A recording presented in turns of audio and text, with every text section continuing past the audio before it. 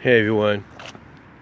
You know, last night's Royal Rumble event, and I'm going to get my review up soon. It's just that right now, my computer, it's a good computer and everything, but it seems that every time it seems that almost more than often when I try to upload from an SD card or a micro SD card directly from it, it doesn't really want to work.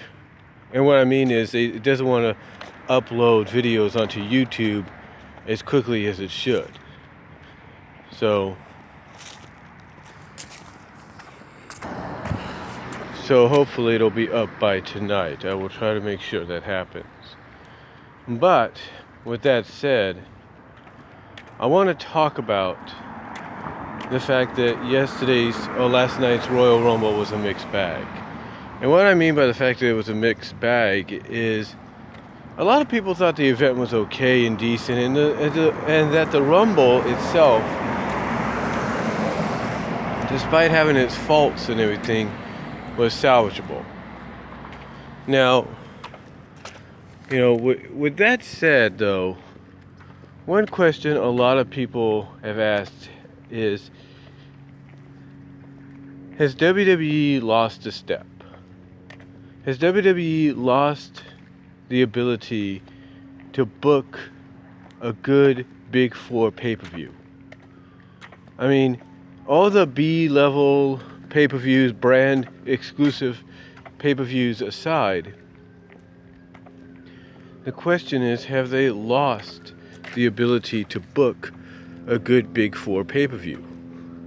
Because they used to be able to do this a lot, even when they were struggling in the mid-90s.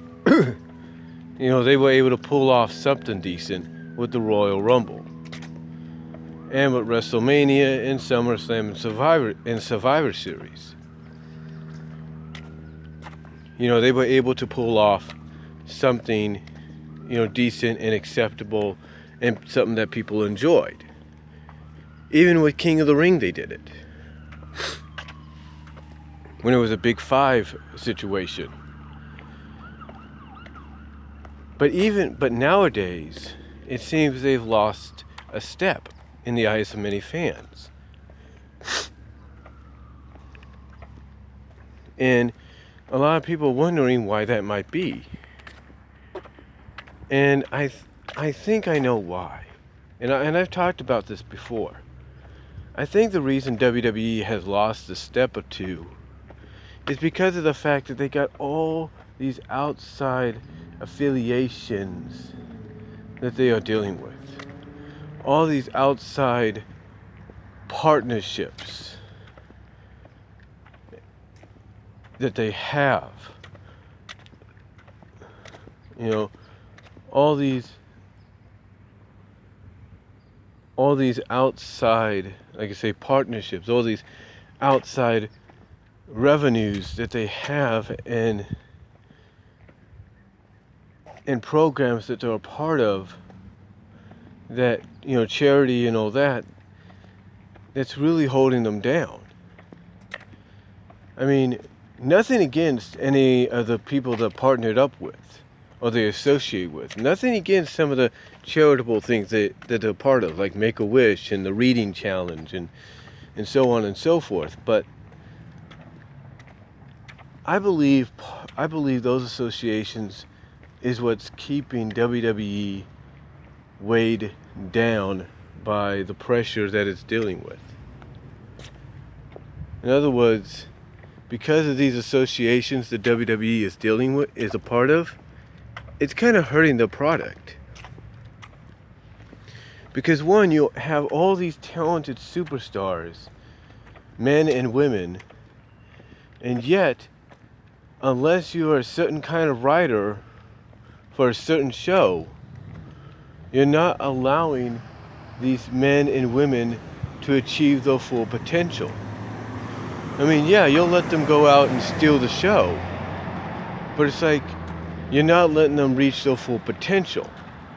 But also, the fact is, because of these associations that you have, these ties that you have with other groups, with other organizations, other, other programs outside of WWE, these partnerships that you have, like with ESPN,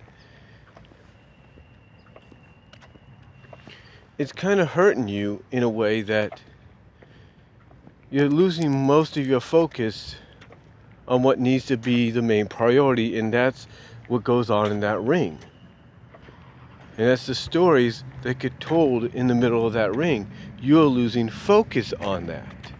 You're losing a lot of focus, and many people are starting to hate it.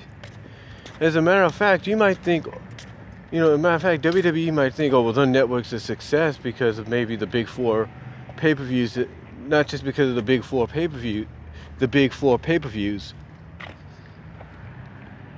but because of the other pay-per-views as well, the other branded exclusive pay-per-views. They may think that's helping with success. In a sense, it is. But you know what's really driving people to the network? It's what the Lexman said last night in his review. The archive. The Lexman and casual viewers said in that review last night. It's the archives. People would rather go back and watch previous Royal Rumble matches, previous WrestleManias, previous SummerSlams and Survivor Series back when the product was good. And people knew how to book stories and characters.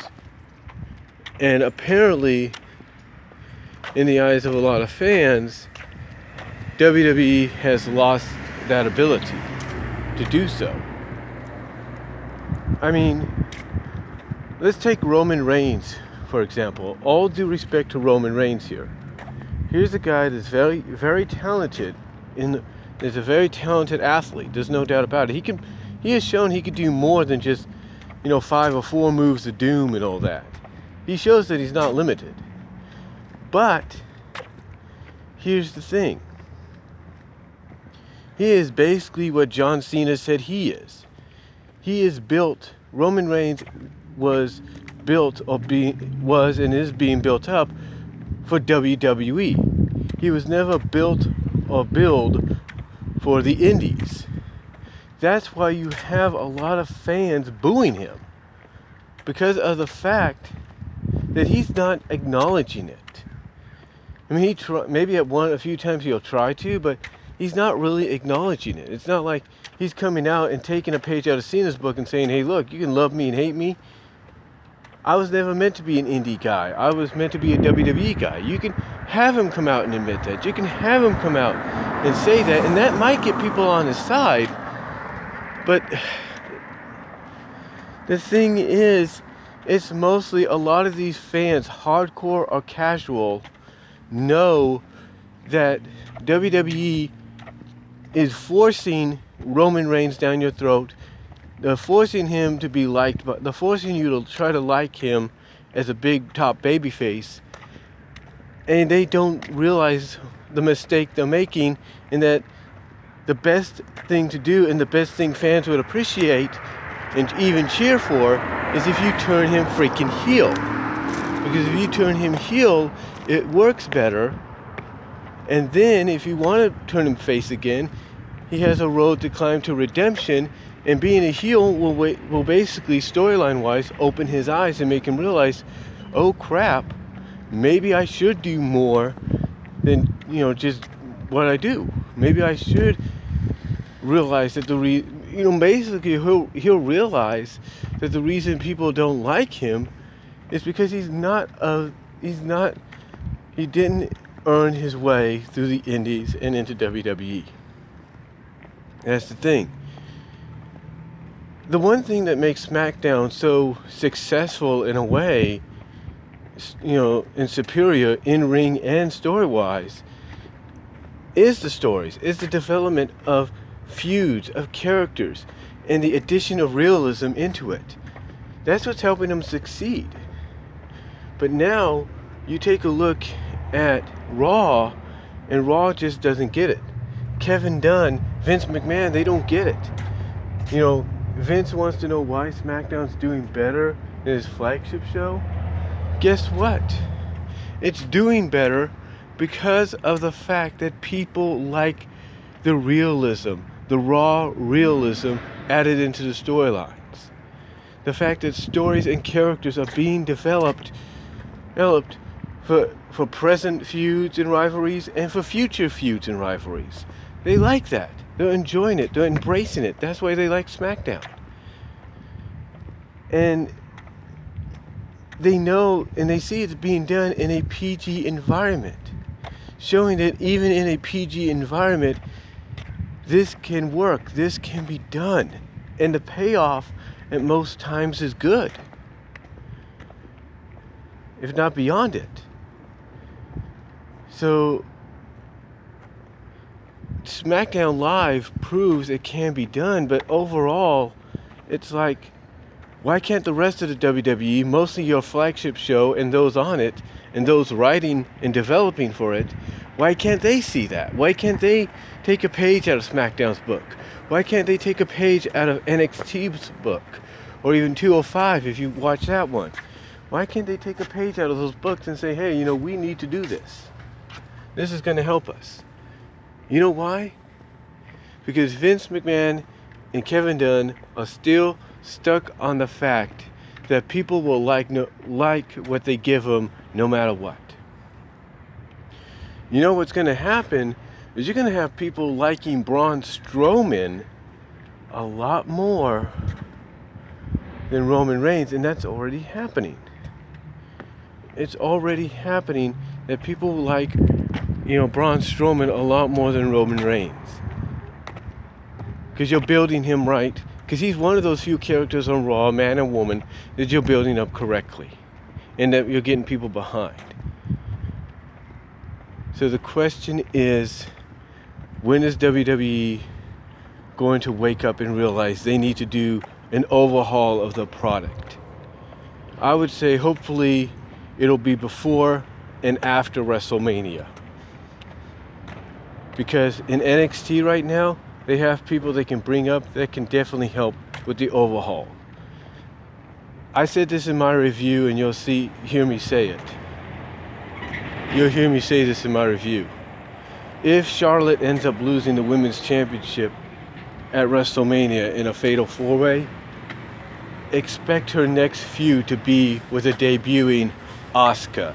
Because one of the overhauls they have to make on the Raw side of things is the women's division. You're limited by only a few women, the same women you want to rotate. You're not even throwing Alicia in there.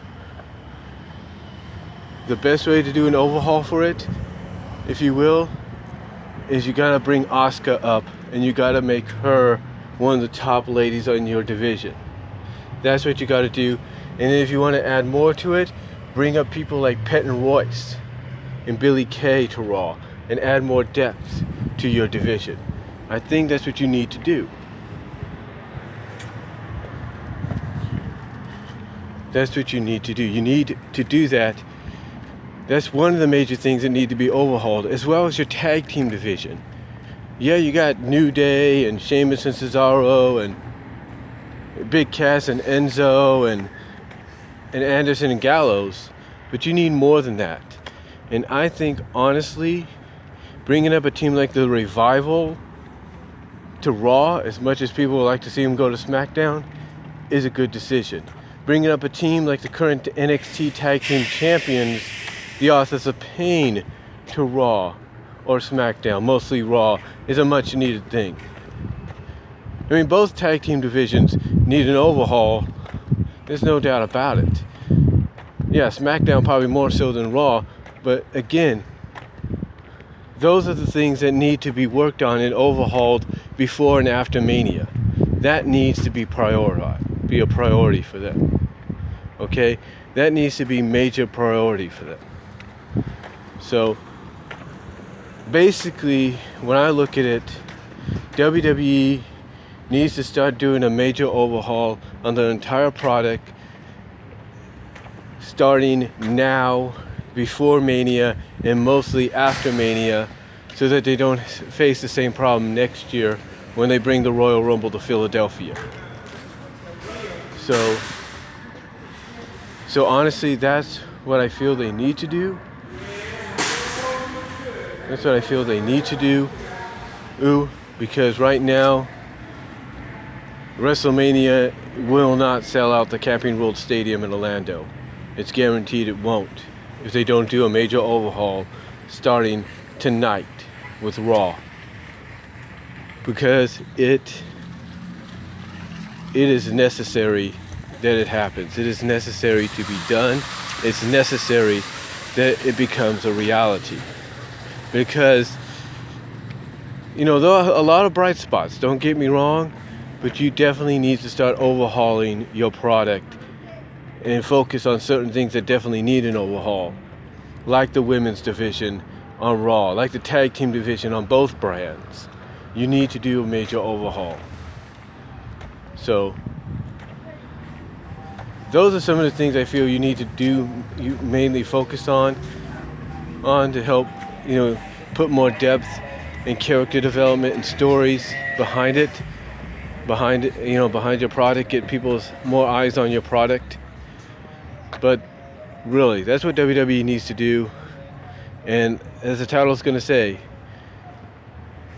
WWE needs to start making needs to have a major overhaul of its product. WWE starting now, WWE is in need of a major overhaul. Let me know what you guys think down below. I got to get back to work.